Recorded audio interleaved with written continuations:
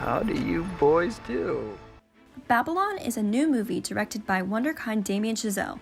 While there's plenty to praise, one of the best aspects of the new movie involves the iconic Tobey Maguire. Welcome to the asshole of Los Angeles. He's currently earning acclaim and good press galore for this role, and deservedly so.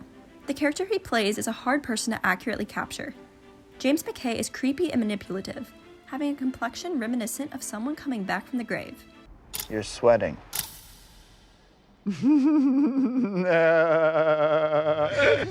Pulling this off meant doing a lot of physical acting alongside his verbal delivery. Most seem to agree that he's a scene stealer. It's wonderful that Maguire has been having a renaissance with this movie and his recent appearance in Spider-Man No Way Home. Hello. I hope it's okay. I just came through this, But anyone who enjoys movies knows that Tobey's been receiving these kinds of reviews for a long time. Since his first speaking role in This Boy's Life, he's been entrancing audiences with his charm and eloquence. It's about time to give this man his full due. He's given us incredible range through his rise to and journey through fame, from playing despaired men in the military, to voice acting in animated comedies, to helping redefine an entire genre that is a cornerstone of today's film market. There's not much Tobey Maguire hasn't done.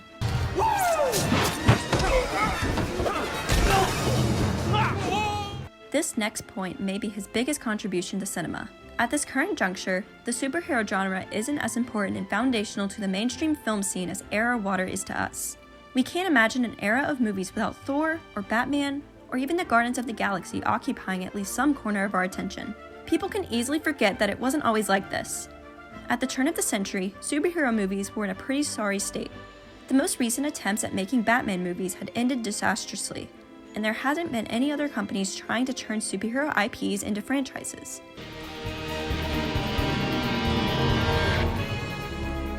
Then, in 2002, Sam Raimi released Spider-Man.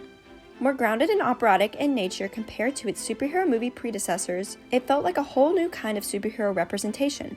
It told a sincere and heartfelt story without many jokes, and Sam Raimi's incredible directing guided him through the web-slinging scenes. If you just have the guts to look for them. That's enough. Maguire had been doing some semi-popular movies for over a decade, each role growing in popularity. He started his biggest role yet as David in Pleasantville. When Maguire was chosen for the role of Spider-Man, it completely changed his life. He exuded a boyish charm that made him seem like a high schooler wise beyond his age. In this way, his acting choices as a struggling superhero were innovative. Maguire put a face on how actors would inhabit superhero roles in the ensuing decades. Going forward, he has been an inspiration to many newer superhero actors, as he defined a completely new look for the genre. The two Spider-Men following Tobey, Andrew Garfield and Marvel's own Tom Holland, are always compared to him. When enjoying superhero stuff wasn't commonplace, Maguire dared to portray a superhero as deeply and as dramatically as any other non-superhero role had been shown to be. He contributed to the genre's modern success in a crucial way. Without him and Christian Bale from the Dark Knight trilogy, there wouldn't be the plethora of superhero movies we know and love today. No, not Spider-Man, not a chance in the world. I know him a little bit. His acting itself should be a topic of discussion. Tobey Maguire's biggest break was his role as Peter Parker. Here he displayed a huge range of emotions. There were many times where he conveyed various shades of altruism. Can I do anything for you? You do too much. In the third movie, he experimented with vengefulness and jealousy. Maguire masterfully played around with two contradictory feelings being expressed by the same character, and how much dissonance this creates in the viewer. The way he conveys his anger is similarly expressed in other roles as well. In Brothers, he played a veteran who was once thought to be dead dealing with complex PTSD. There's a certain way Maguire shouts, and a certain way his eyes flare in a fiery rage when someone makes him mad. Conversely, there's a certain way that Maguire expresses peacefulness and calm. When Peter Parker finally learns his lesson about forgiveness, Zen tranquility washes over Maguire's face. It's very moving to see a character overcome so much hatred to get to a place of hope. When he expressed these emotions in this particular order, the dichotomy of these two opposing emotions makes logical sense and deepens the story. Instead of creating dissonance, it creates catharsis. It's a similar feeling he expressed as David in Pleasantville, where his character ends his emotional arc on a very happy and relieved note. I look at behavior and I'm really just trying to understand behavior, not judge the behavior.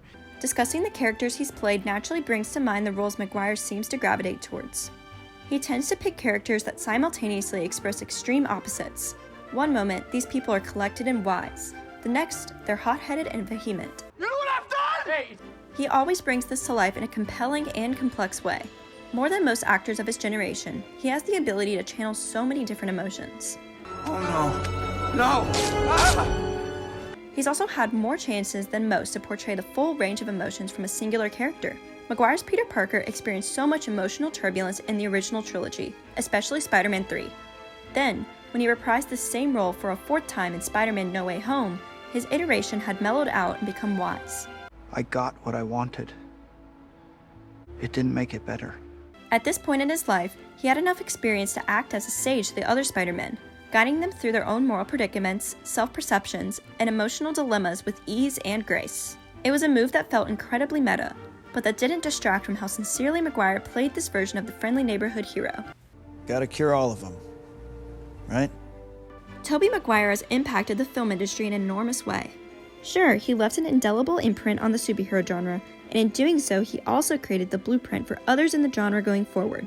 However, he has also portrayed many fascinating and extreme characters throughout his career, all of them consistently high quality. Hot damn! I never rode in a convertible before! The fact that his legacy is more than just Spider-Man speaks volumes about what he brings to every single role. Go see Tobey Maguire in Babylon now, and honestly, see him in whatever project he chooses next.